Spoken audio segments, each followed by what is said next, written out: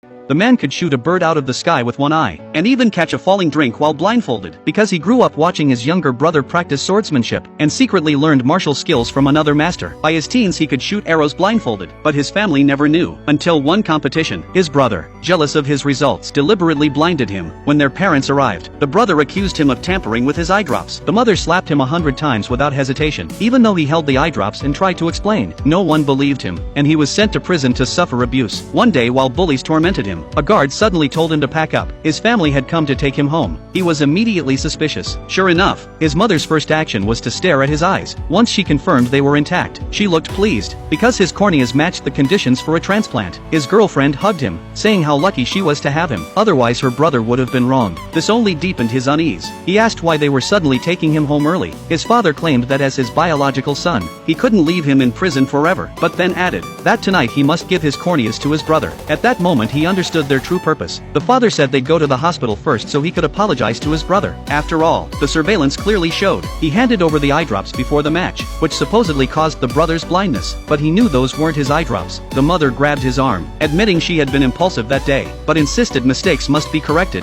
He directly called out their plan to take his eyes. The father dropped the act, grabbing his collar in anger. The mother scolded him for framing his brother after years of raising him, but since they still needed his eyes, her voice suddenly softened, saying his brother was lying in bed, and asking him to help. He stayed silent, vowing to make his brother pay one day. At the hospital, the doctor revealed he'd suffered brain damage. His corneas were already severely damaged, and he'd be completely blind in 2 days. The brother's face turned pale. His original plan had been to destroy his own eyes, to force him to donate. Now the man was going blind himself. The mother blamed him for not behaving in prison. Then they ran into their rival, who mocked them in public, and challenged them to next month's international archery competition. If they lost, they'd have to quit the sport forever. The father agreed instantly. The rival, satisfied, left, with no other choice.